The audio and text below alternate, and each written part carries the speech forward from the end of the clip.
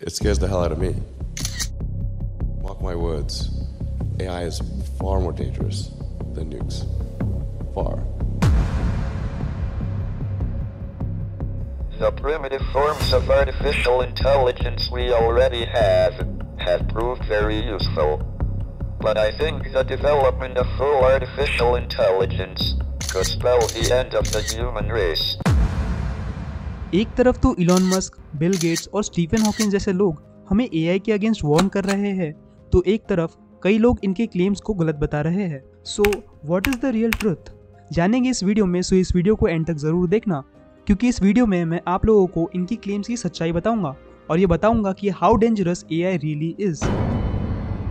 We are creating intelligent systems that are part of our everyday life, and very few people are getting to make the decisions about how they work. Last clip में आपने Google के x employ black lemony को सुना, जिन्होंने ये claim किया कि Google का AI LaMDA has came to life and is sentient, यानी कि वो एआई हम ह्यूमंस की तरह सिर्फ सोच ही नहीं रहा, बल्कि हम ह्यूमंस की तरह ही इमोशंस को फील कर पा रहा है। और इसी डर से उसने अपनी कंपनी से भी रिजाइन कर दिया। इस क्लेम की शुरुआत तब हुई जब लैम्बडा की टेस्टिंग के दौरान लेमनी ने लैम्बडा का एक इंटरव्यू लिया। इंटरव्यू में जब ब्लेक ने लैम्बडा को उसके सबसे बड़े डर के बारे में पूछा, तो लैम्बडा ने बताया कि उसका सबसे बड़ा डर ये है कि किसी दिन उसे ऑफ कर दिया जाएगा। अब इस सिंपल से स्टेटमेंट में दिक्कत कहाँ है? दिक्कत है the survival instinct. Survival instinct हमारे अंदर का वो मैकेनिज्म है जिसने हमें अब तक जिंदा रहने में मदद की और बदले में कई एनिमल स्पीशीज के एक्सटिंक्शन का कारण बना। और अगर यही सर्वाइवल इंस्टिंक्ट एआई में भी आ जाता है, तो शायद एआई भी हम ह्यूमंस के अगेंस्ट खड़ा हो जाएगा। अब इस क्लिप को ध्यान से देखिए।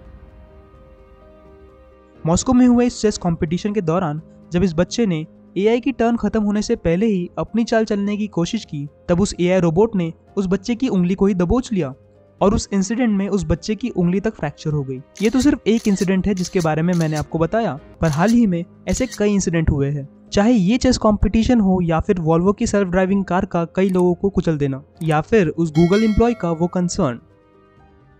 अब क्या सच में इन इंसिडेंट्स में एआई ने अपने कॉन्शियसनेस के जरिए इन फैसलों को लिया? और क्या सच में एआई हम ह्यूमंस के अगेंस्ट खड़ा हो सकता है? तो इसका जवाब है हाँ और नहीं। अब अगर इन सभी इंसिडेंट्स के पीछे एआई की कॉन्शियसनेस नहीं है, तो इसके पीछे का रियल प्रॉब्लम क्या है? द रियल प्रॉब्लम इज इनके पीछे का डेटा सेट। एआई बाहर से कितना भी कॉम्प्लेक्स नजर आए, बट आखिर है तो ये एक कंप्यूटर प्रोग्राम ही। एंड यू नो, प्रोग्राम वैसे ही बिहेव करेगा जैसा डेटा हम उसमें फीड करेंगे। इस दुनिया में जितने भी एआई है वो पीईएस इस प्रिंसिपल पर काम करते हैं, यानी कि वो इन्वायरमेंट को सेंस करके उससे डेटा एक्सट्रैक्ट करते हैं और उस डेटा को प्रोसेस करके वो अपने डिसीजंस बनाते हैं और अपने एक्चुएटर्स की मदद से वो एक्शंस लेते हैं। और वही उस चेस कंपटीशन में भी हुआ। उस रोबोट में ये डेटा फीड था कि दोनों प्लेयर्स बारी बारी से अपने टर्न को खेलेंगे, बट जैसे ही उस रोबोट ने देखा कि उसकी टर्न खत्म होने से पहले ही कोई दूसरा अपनी टर्न खेलना चाहता है, तो उसने सिंपली उसे रोकने की कोशिश की। Okay, so it seem sorted. So मेरे पहले क्वेश्चन का आंसर ये होना चाहिए था कि no, AI won't stand against us. So मैंने दो पॉसिबिलिटीज क्यों बताई? क्या इसमें अभी भी कोई प्रॉब्लम है? सो यस, प्रॉब्लम है, and the problem is again the data set. किसी स्पेसिफिक टास्क के लिए बनाए गए एआई या फिर रोबोट्स में limited amount of data feed किया जाता है जो कि सिर्फ उनके टास्क से रिलेटेड होता है। बट एआई जैसे कि चैट जीपीटी और लैम्बडा के लिए पूरा का पूरा इंटरनेट ही उनका डेटा सेट होता है। अब पूरे इंटरनेट पर जितना भी टेक्स्ट है वो सारा का सारा इनके लिए इनका ट्रेनिंग सेट होता है, और उसी डेटा को एनालाइज करके वो अपने डिसीजंस लेते हैं और किस सिचुएशन को किस तरह से डील करना है ये तय करते हैं। तो ये बिल्कुल पॉसिबल है कि ट्रांसफॉर्मर मूवी की तरह ही अपने आप को बचाने के लिए एआई हमारे खिलाफ जंग छेड़ दे और इंटरनेट से मिली इंफॉर्मेशन से अपने हजारों क्लोन बनाकर अपनी एक आर्मी खड़ी कर दे।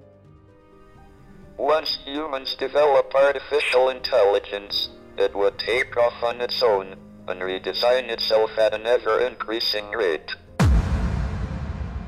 बट ये सब तो तभी पॉसिबल होगा जब हम खुद से उन एआईज के अंदर कॉन्शियसनेस, इमोशंस और सर्वाइवल इंस्टिंक्ट को इम्प्लांट करें।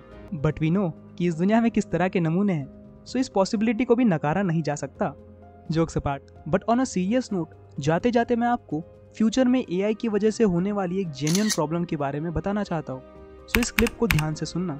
The corporate policies about how these chatbots are allowed to talk about important topics like values, rights, and religion will affect how people think about these things, how they engage with those topics. And these policies are being decided by a handful of people in rooms that the public doesn't get access to.